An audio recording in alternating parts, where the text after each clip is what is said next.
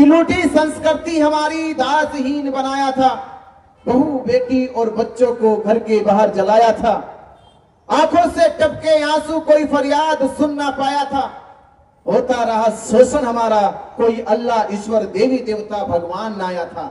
अरे लिया जन्म भीम ने जगत में, लिया जन्म भीम ने जगत में, पढ़ लिख कर अनूठा ज्ञान पाया था और तोड़ मनवादी जंजीरों को इस देश के शोषित पीड़ित समाज को आजाद कराया था।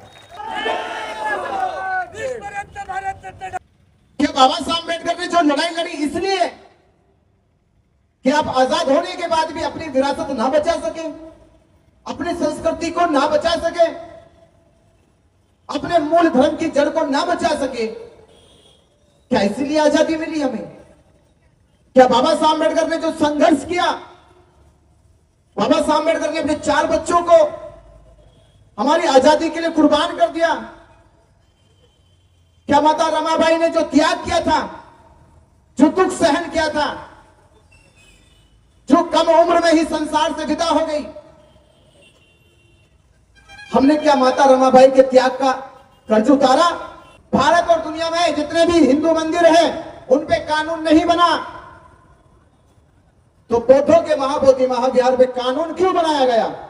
क्या जरूरत थी कानून बनाने की? कानून बनाया क्यों गया? उन्होंने भगवान बुद्ध को विष्णु का अवतार कहा। तो मैं आपको 4 चीजें बता रहा हूं, 4 बातों से जवाब देना। पहला जवाब तो यह देना बाबा साहब अम्बेडकर जी का, उनसे कहना और सरकार से कहते हैं कि बाबा साहब डॉक्टर अम्बेडकर जी ने जो संविधान लिखा था देश का, जो संविधान लिखा था देश का, संविधान सभा में बाबा साहब अम्बेडकर जी के संविधान को पास करने के लिए यह माना कि बाबा साहब अम्बेडकर जी ने जो संविधान लिखा है उस संविधान पे शक नहीं किया जा सकता कि भगवान बुद्ध अगर विष्णु के अवतार है तो आपने जब राम को अवतार कहा, जब आपने राम को अवतार कहा तो पूरे देश में रामायण पढ़ाई, जब आपने राम को अवतार कहा तो पूरे देश में रामायण पढ़ाई, जब आपने कृष्ण को अवतार कहा तो गीता महाभारत पढ़ाया। अब बुद्ध को विष्णु का अवतार कहते हो तो त्रिपिटक क्यों नहीं पढ़ाया? सपना लेकर जाएंगे पर वहां कुछ और पाओगे। मुसलमान मक्का मदीने में गया, वो जैसा सपना लेके गया वैसा उसको वहां मिला, जैसा ईसाई सपना लेके गया उसको यरूशलेम वैसा मिला, जैसा सिख सपना लेके गया वैसा उनको गुरुद्वारा मिला। पर जब हम बौद्ध महाबोधि महाविहार सपना लेकर गए कि महाबोधि महाविहार वैसा होगा, वैसा हमको नहीं मिला। वहां पंडा पुरोहित मिला, वहां पर पिंडदान श्राद्ध के नाम पर कर्मकांड पाखंड मिला। इसका मतलब यह है कि बौद्धों की आस्था के साथ, उनके विश्वास के साथ, उनकी भावनाओं के साथ अन्याय हुआ, खिलवाड़ हुआ। जो मंदिर भारत में है जिनको शिरडी साईं कहते हैं या तिरुपति बालाजी कहते हैं, उनपे जब हिंदू धर्म के लोगों का दान आता है तो वो करोड़ों में जाता है, अरबों में जाता है, केवल एक देश के। आप सोचिए, महाबोधि महाविहार भारत के बौद्धों का नहीं, वो विश्व के 56 देश के बुद्धिस्टों का महाबोधि महाविहार है। उस पर जब 56 देश के बुद्धिस्ट दान करेंगे तो खरबों में जाता होगा। तो खरबों का दान कहां गया? ये खरबों का दान कहां चला गया? क्या बुद्धिस्टों के लिए कॉलेज बनाए? क्या बुद्धिस्टों के लिए यूनिवर्सिटी बनी? क्या बुद्धिस्टों के लिए स्कूल बने? आप बुद्धिस्टों के लिए छोड़ दीजिए, आज तक भी 76 सालों में बौद्ध भिक्षुओं के लिए प्रशिक्षण केंद्र बीटीएमसी कमेटी ने नहीं बनाए। इसका मतलब यह है कि सरकार के इशारे पे महाबोधि महाविहार पूरी तरह से सरकार के संरक्षण में महंत को सौंपा गया है और महंत के खिलाफ कोई आंदोलन ना चलाए, इसलिए डीएम को वहां चेयरमैन बनाया गया। जिस समाज में सर उठा के चल ना सके, जिस धर्म की बात कर ना सके, तो समाज की शिक्षा, संस्कार, संस्कृति और सभ्यता को भी नष्ट कर दिया। और फिर मैं कहता हूं कि लूटी संस्कृति हमारी दासहीन बनाया था। दुनिया के किसी भी समाज को, किसी भी संस्कृति और सभ्यता को अगर मिटाना है तो उसकी विरासत संस्कृति मिटा दो।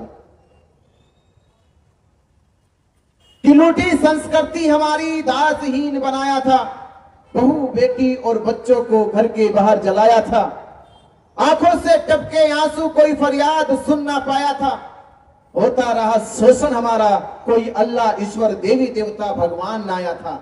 अरे लिया जन्म भीम ने जगत में, लिया जन्म भीम ने जगत में, पढ़ लिख कर अनूठा ज्ञान पाया था और तोड़ मनवादी जंजीरों को इस देश के शोषित पीड़ित समाज को आजाद कराया था।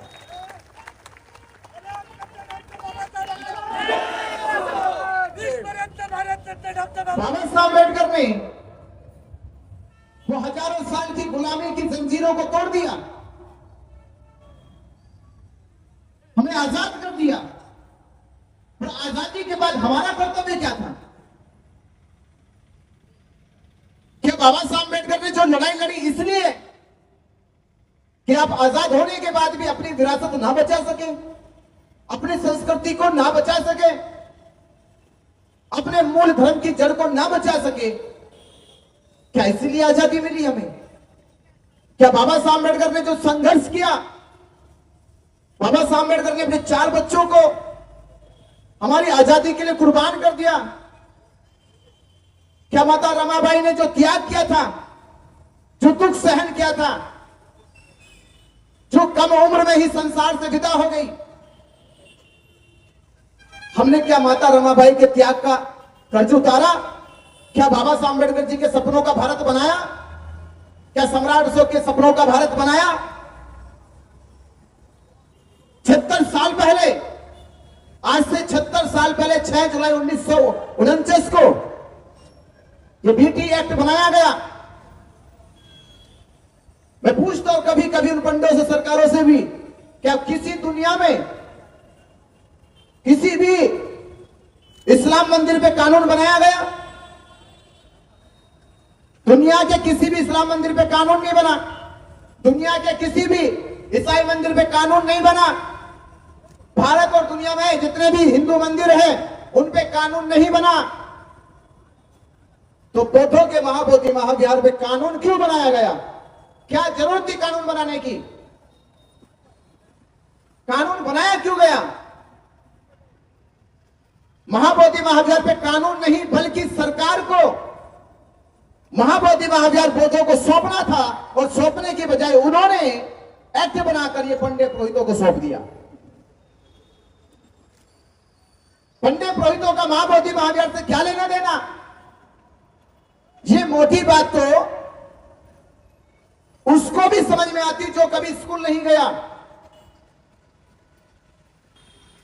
ये इतनी कानूनी बात नहीं थी, इसको समझाने के लिए आपको बहुत पढ़ना पड़ेगा। ये मोटी बात सबको समझ में आती है। मस्जिद है तो मुसलमानों की, हिंदू मंदिर है तो हिंदू पुजारियों का, गिरजाघर है तो ईसाइयों का, जैन मंदिर है तो जैनियों का, गुरुद्वारा है तो सिखों का, और बौद्ध विहार है तो बौद्धों का। ये मोटी सी बात दुनिया को समझ में आती है, पर भारत की सरकार को समझ में नहीं आया। 76 साल पहले, 76 साल पहले ये बात ना तो डॉक्टर राजेंद्र प्रसाद को समझ में आई, ना पंडित जवाहरलाल नेहरू को समझ में आई, और ना आज ये बात मोदी और नीतीश को समझ में आ रही है। ये मोटी बात समझ में नहीं आ रही। और क्यों समझ में नहीं आ रही? इसका कारण यह है कि महाबोधि महाविहार की इस बात को समझाने वाले लोग नहीं है। कौन नहीं है? समझाने वाले लोग नहीं है। इसलिए मैं आपसे कह रहा हूं, अगर हम बौद्ध लोग अपनी शक्ति अपनी ताकत को इकट्ठा कर देते तो 76 साल समझाने में नहीं लगते, एक दिन में समझा देते।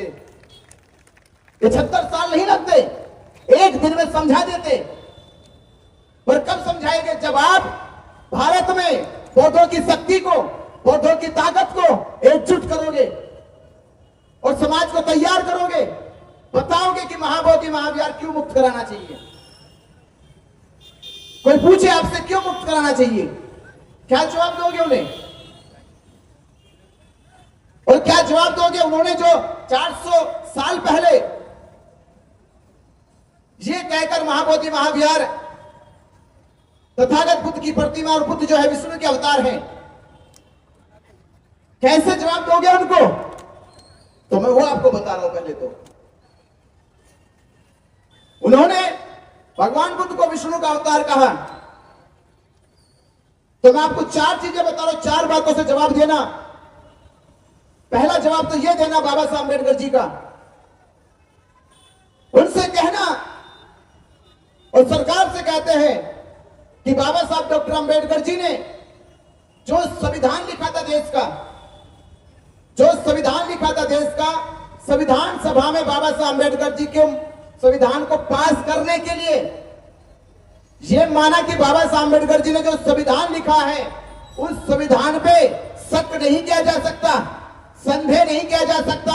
और जब शक और संदेह नहीं किया गया तो उस समय संविधान सभा के 389 पार्लियामेंट मेंबरों ने अपने सिग्नेचर करके कहा कि बाबा साहब ने जो संविधान लिखा वो सही है। इसका मतलब यह हुआ कि 389 सांसदों की बात अकेले बाबा साहब अम्बेडकर जी के बराबर है। 389 सांसदों की बात अकेले बाबा साहब डॉक्टर अम्बेडकर जी के बराबर है। और बाबा साहब अम्बेडकर जी के लिखे संविधान को आज भारत के प्रधानमंत्री भी मानते हैं, देश के राष्ट्रपति भी मानते हैं, देश का सर्वोच्च न्यायालय भी मानता है, और देश में जितने भी राज्य और राज्य के मुख्यमंत्री है वो सब बाबा साहब अम्बेडकर जी के संविधान को मानते हैं। इसका मतलब यह है कि बाबा साहब अम्बेडकर जी जो कहते हैं उसको पूरा देश मानता है। इससे बड़ी गवाही क्या होगी कि बाबा साहब अम्बेडकर जी की कही बात को पूरा देश मानता है। तो बाबा साहब अम्बेडकर ने ही संविधान लिखने के बाद 14 अक्टूबर 1956 को कहा था, कोई दूसरा नहीं कह रहा, जिन्होंने भारत का संविधान दिया और संविधान को पूरे देश ने माना, पूरा देश साक्षी है बाबा साहब अम्बेडकर जी ने जो संविधान दिया है वो सत्य है, अटूट है, विशाल है, न्याय प्रिय है, उसमें शक नहीं किया जा सकता, संदेह नहीं किया जा सकता। तो बाबा साहब अम्बेडकर जी ने ही 14 अक्टूबर 1956 को कहा था अपनी 22 प्रतिज्ञाओं में कि ब्रह्मा विष्णु महेश ईश्वर नहीं है, मैं उनको ईश्वर नहीं मानूंगा।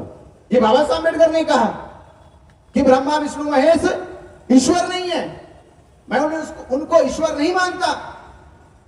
और दूसरी सबसे बड़ी बात जो हम ये कहते हैं कि महाबोधि महाविहार बुद्ध का है और बुद्ध को उन्होंने विष्णु का अवतार कहा, 22 प्रतिज्ञाओं में ही बाबा साहब अम्बेडकर ने कहा कि भगवान बुद्ध विष्णु के अवतार है, भगवान बुद्ध विष्णु के अवतार है। मैं इस बात को झूठ मानता हूं, मैं इस बात को भ्रामक प्रचार मानता हूं, और जिन्होंने इसका भ्रामक प्रचार किया वो सबसे बड़े मूर्ख है। बाबा साहब अम्बेडकर ने कह दिया, जिन्होंने इस भ्रामक बात का प्रचार किया कि भगवान बुद्ध विष्णु के अवतार है वो मूर्ख लोग हैं, मूर्खतापूर्ण प्रचार किया गया। इससे यह सिद्ध होता है कि जब बाबा साहब अम्बेडकर ने संविधान लिखा उस पर संदेह नहीं किया गया, तो बाबा साहब अम्बेडकर ने 22 प्रतिज्ञा बोलते समय यह कहा कि भगवान बुद्ध विष्णु के अवतार नहीं है। तो यह बात तो भगवान बुद्ध की बाबा साहब अम्बेडकर कहते। अब मुझे वो बताओ जिसने ये कहा, पूछो उससे कि ये किसने कहा कि भगवान बुद्ध विष्णु के अवतार है, उसे पकड़ के लाओ पहले। ये किसने कहा, ये किसने कहा? और जिसने भी कहा तो उसको पहले बाबा साहब अम्बेडकर जी के बराबर खड़े करना। अगर बाबा साहब अम्बेडकर जी के बराबर वो हो गए तब हम उनकी बात मानेंगे, अन्यथा बाबा साहब अम्बेडकर की बात देश को माननी चाहिए कि भगवान बुद्ध विष्णु के अवतार नहीं है तो नहीं है। बाबा साहब अम्बेडकर संविधान दिया तो जिसने ये कहा उसने देश को क्या दिया, उसने देश को क्या दिया? और दूसरा तर्क, 17 फरवरी 2002 को सारनाथ में हिंदुओं के सरमौर शंकराचार्यों को बुलाया गया, उनके साथ शास्त्रार्थ हुआ, डिबेट हुई, और 3 दिन की इस डिबेट में 17, 18, 19 की डिबेट में शंकराचार्य ने लिख कर दिया कि हम ये बात स्वीकार करते हैं कि भगवान बुद्ध विष्णु के अवतार नहीं है, और भगवान बुद्ध से हिंदू संस्कृति का कोई लेना देना नहीं है। उन्होंने स्वीकार किया कि 8वीं सदी में हमारे शंकराचार्य ने जब केरला से जम्मू कश्मीर तक की यात्रा निकाली तो उनकी उस यात्रा में सबसे बड़ा और सबसे पहले उद्देश्य था कि वो भारत में से बौद्ध धर्म को आप पतन करें, बौद्ध धर्म को खत्म करें। इसका मतलब यह होता है कि शंकराचार्य मानते हैं कि बौद्ध धर्म हिंदुओं का नहीं है, शंकराचार्यों का नहीं है, पंडितों का नहीं है। बौद्ध धर्म भारत के मूल निवासियों का है, भारत के बहुजन समाज का है। बौद्ध धर्म से पंडित पुरोहितों का कोई लेना देना नहीं है। ये बात 8वीं सदी में शंकराचार्य मानते हैं। और शंकराचार्य की बात को 2002 में सारनाथ को शंकराचार्य भी मानते हैं और ये कहते हैं कि कुछ लोगों ने बीच में आकर ये झूठा प्रचार किया कि भगवान बुद्ध विष्णु के अवतार है। यानी इस बात को भी माना जाना चाहिए कि हिंदुओं के सिरमौर शंकराचार्य है और शंकराचार्य से बड़ा पद हिंदू धर्म में किसी का नहीं है, दूसरा पद किसी का नहीं है। तो ये बात माने जाने चाहिए। और तीसरी बात ये कि भगवान बुद्ध अगर विष्णु के अवतार है तो आपने जब राम को अवतार कहा, जब आपने राम को अवतार कहा तो पूरे देश में रामायण पढ़ाई। जब आपने राम को अवतार कहा तो पूरे देश में रामायण पढ़ाई। जब आपने कृष्ण को अवतार कहा तो गीता महाभारत पढ़ाया। अब बुद्ध को विष्णु का अवतार कहते हो तो त्रिपिटक क्यों नहीं पढ़ाया?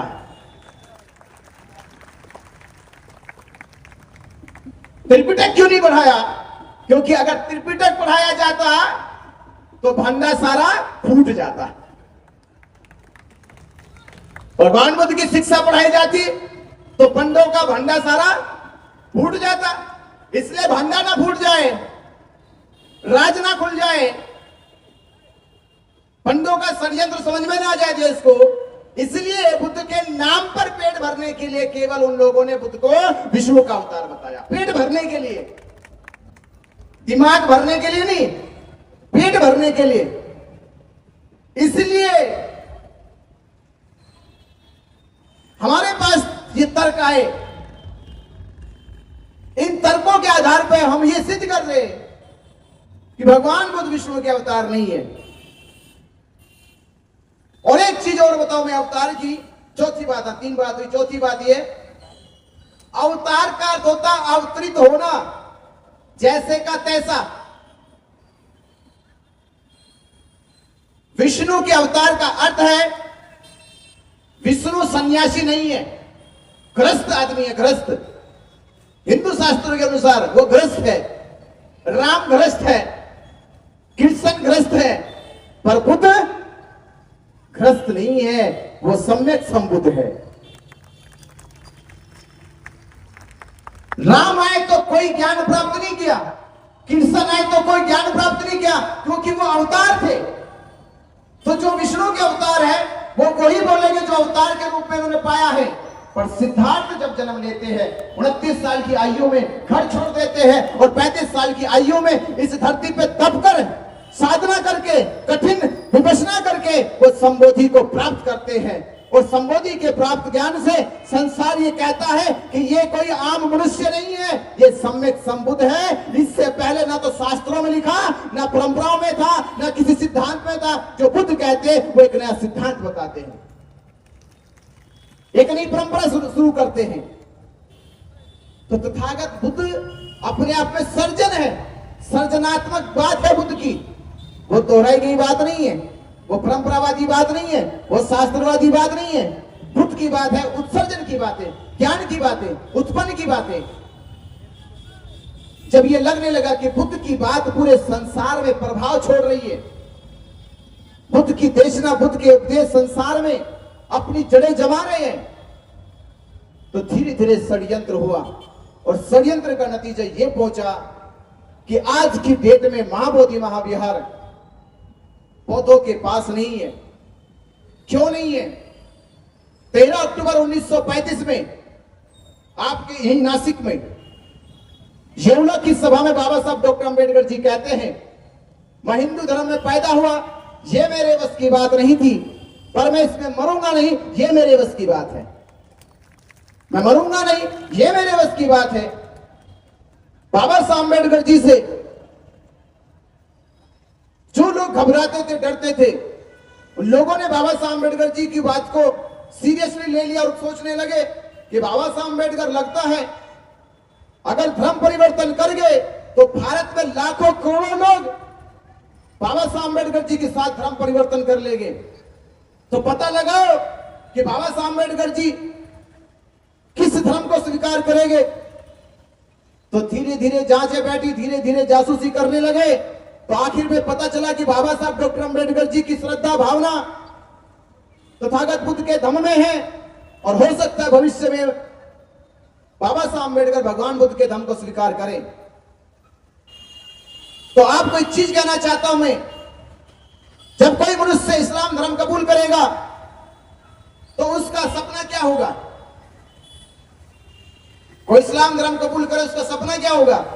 कि वो एक बार मक्का मदीना घुमाए। क्या सपना होगा? कि वो एक बार जीवन में मक्का मदीना चले जाए। अगर कोई सिख धर्म स्वीकार कर ले, उसका सपना होगा एक बार वो अमृतसर का गोल्डन टेम्पल मंदिर घुमाए। कोई ईसाई धर्म स्वीकार कर रहे, उसका सपना होगा कि एक बार यरूशलेम या वेटिकन सिटी के चर्च में घुमाए। उसी प्रकार जब भारत और दुनिया के बुद्धिस्ट बौद्ध धर्म स्वीकार करेंगे, उनका भी सपना होगा कि वो एक बार महाबोधि महाविहार घुमाए। उनका भी सपना होगा, और सपना लेकर जाएंगे पर वहां कुछ और पाओगे। मुसलमान मक्का मदीने में गया, वो जैसा सपना लेके गया वैसा उसको वहां मिला। जैसा ईसाई सपना लेके गया उसको यरूशलेम वैसा मिला। जैसा सिख सपना लेके गया वैसा उनको गुरुद्वारा मिला। पर जब हम बौद्ध महाबोधि महाविहार सपना लेकर गए कि महाबोधि महाविहार वैसा होगा, वैसा हमको नहीं मिला। वहां पंडा पुरोहित मिला, वहां पर पिंडदान श्राद्ध के नाम पर कर्मकांड पाखंड मिला। इसका मतलब यह है कि बौद्धों की आस्था के साथ, उनके विश्वास के साथ, उनकी भावनाओं के साथ अन्याय हुआ, खिलवाड़ हुआ, तो बौद्ध समाज कब तक बर्दाश्त करेगा? कब तक बर्दाश्त करेगा? बौद्ध धर्म में धर्म गुरु भिक्षु होते हैं, महंत नहीं होते, पंडे नहीं होते। तो सरकार जब एक्ट बना रही थी, तो एक्ट बनाते समय उनको मालूम नहीं है कि बौद्ध धर्म में महंत शब्द नहीं होता, बौद्ध धर्म में पंडे शब्द नहीं होता। बौद्ध धर्म में बौद्ध धर्म गुरु को भिक्षु कहा जाता है, भंते कहा जाता है, महंत और पंडे नहीं कहा जाता। ये बात सरकार को समझ में नहीं आई। क्यों समझ में नहीं आई? ये षड्यंत्र क्यों हुआ? क्योंकि बाबा साहब अम्बेडकर जी ने ये जो घोषणा कर दी थी, ये घोषणा हो गई कि मैं हिंदू धर्म में मरूंगा नहीं। तो उन लोगों ने जब पता किया कि बाबा साहब बौद्ध धर्म स्वीकार करने वाले हैं, तो उन्होंने दीक्षा लेने से पहले ही महाबोधि महाविहार को अपने कब्जे में ले लिया। और कब्जे में कैसे लिया? सरकार कैसे मिली हुई थी? बाबा साहब अम्बेडकर जी संविधान सभा में संविधान लिख रहे, और संविधान लिखने का काम करीब करीब पूरा हो चुका था। संविधान लिखने का काम करीब करीब पूरा हो चुका था। और संविधान सभा के थे अध्यक्ष डॉक्टर राजेंद्र प्रसाद। उस समय डॉक्टर राजेंद्र प्रसाद संविधान सभा के अध्यक्ष थे, और वो जानते थे कि बाबा साहब अम्बेडकर संविधान लिख रहे आजाद भारत का। बाबा साहब अम्बेडकर संविधान लिख रहे आजाद भारत का, और भारत में जो भी कानून बनाया जाएगा, जो भी नियम बनाया जाएगा, वो संविधान लागू होने के बाद बनाया जाएगा, जोड़ा जाएगा। क्योंकि संविधान देश के प्रत्येक नागरिक को, जाति को, मजहब को, समाज को, संप्रदाय को, समूह को, हर वर्ग के लोगों को न्याय दे रहा है।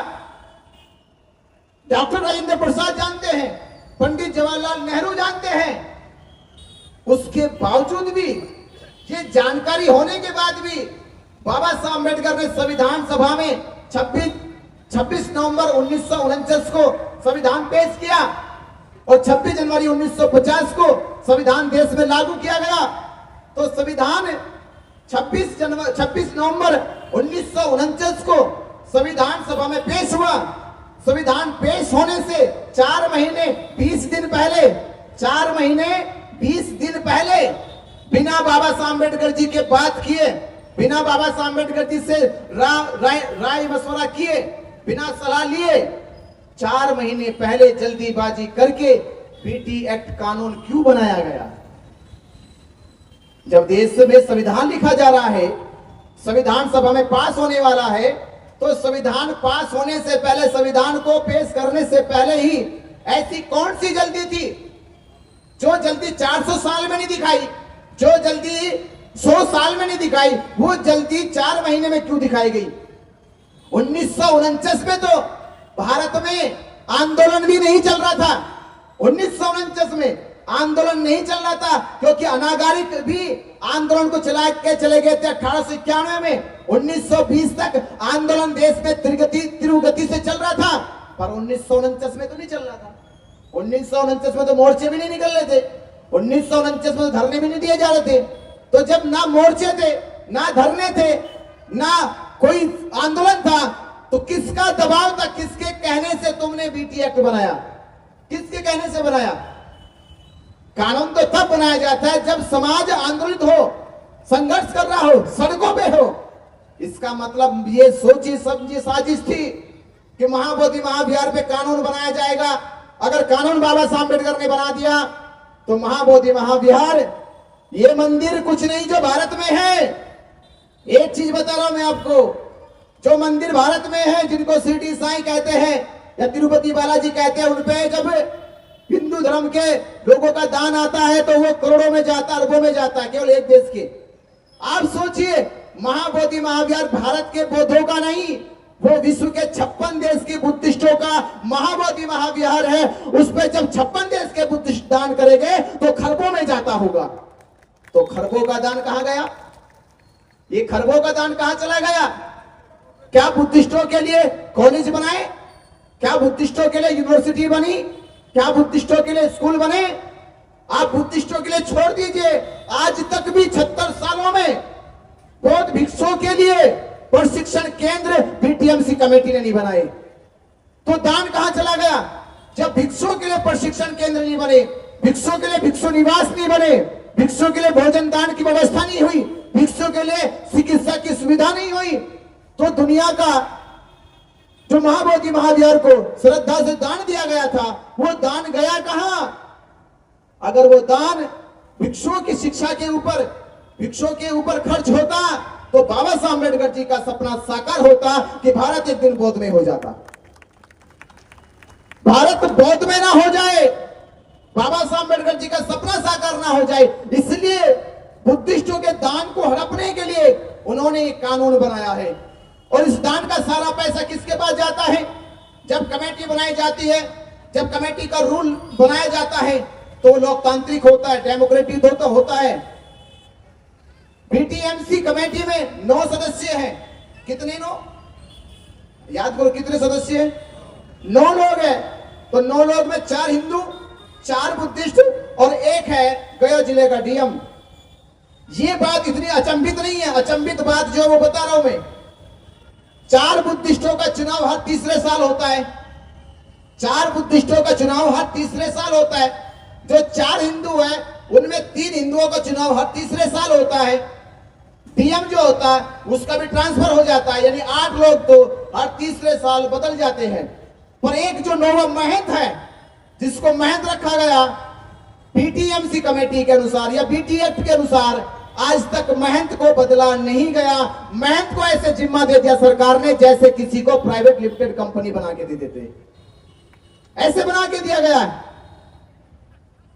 इसका मतलब यह है कि सरकार के इशारे पे महाबोधि महाविहार पूरी तरह से सरकार के संरक्षण में महंत को सौंपा गया है और महंत के खिलाफ कोई आंदोलन ना चलाए, इसलिए डीएम को वहां चेयरमैन बनाया गया कि अगर महंत को कोई कुछ कहे तो डीएम कार्रवाई करेगा।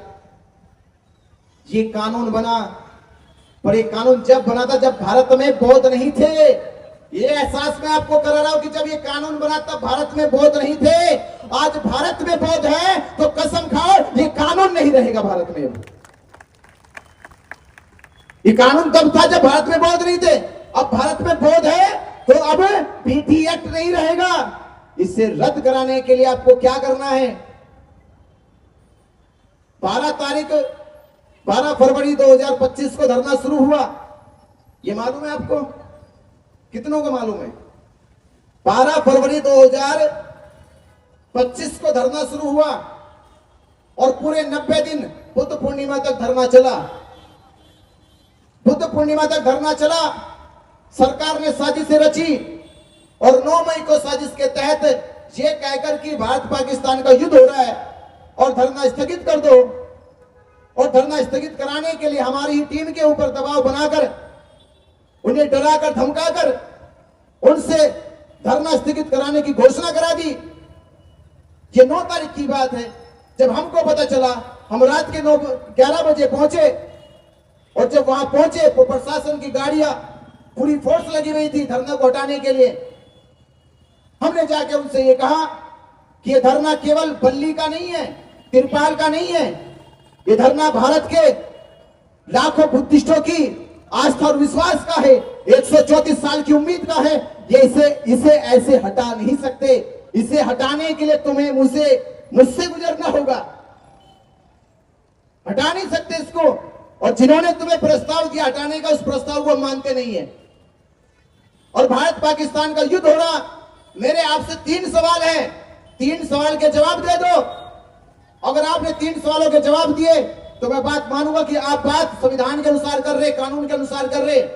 पहला सवाल यह था, उस समय इंस्पेक्टर डीएसपी, उससे हमने कहा कि मुझे यह बताओ, क्या भारत पाकिस्तान के युद्ध की सीमा, भारत पाकिस्तान के युद्ध की सीमा क्या बोधगया में है? मैं पूछा उनसे भी, अगर यही खतरा सारा है बोधगया में, इसका मतलब यह है कि भारत पाकिस्तान के युद्ध की सीमा बोधगया में है। तो जो बमबारी हो, जो सब बमबारी बोधगया में होगी। अगर ऐसा है तो हम धरना स्थगित कर सकते हैं। भारत पाकिस्तान की युद्ध की सीमा अमरनाथ यात्रा से मिलती है, आज तक भी वो रद्द नहीं हुई थी। मैंने तब कहा उनसे, वो रद्द नहीं हुई अभी तक, यात्रा चालू है और तुम हटाने की बात करते हो धरने को। उनके पास इस बात का जवाब नहीं था। दूसरा सवाल यह था कि महाबोधि महाविहार मुक्ति का आंदोलन जो ये धरना स्थल पे चल रहा है, क्या केवल धरना स्थल से ही राष्ट्रीय सुरक्षा का उल्लंघन हो रहा है? क्या धरना स्थल से ही राष्ट्रीय सुरक्षा का उल्लंघन हो रहा? अगर केवल इससे ही हो रहा है तो मुझे बताओ, क्योंकि आपने गया जिले में जितने भी कार्यक्रम है, किसी को भी रद्द करने की अभी तक कोई पहल नहीं करी। ना तो आपके पास जितनी परमिशन आपने गया जिले में दी है वो परमिशन रद्द करी, या तो आप ये नोटिस लेकर आओ कि गया जिले में जितने भी होने वाले प्रोग्राम है हमने वो सब रद्द कर दिए। तो हम आपकी बात मानते हैं कि आपने बाकी प्रोग्राम रद्द कर दिए, हम अपना आंदोलन धरना स्थगित कर देंगे। आपके पास वो जवाब भी नहीं है। और तीसरा ये कि धरना स्थल से समस्या है तो यहां से 2.5 किलोमीटर दूर कालचक्र मैदान में होने वाले प्रोग्राम से समस्या क्यों नहीं है? वो 2.5 किलोमीटर दूर था।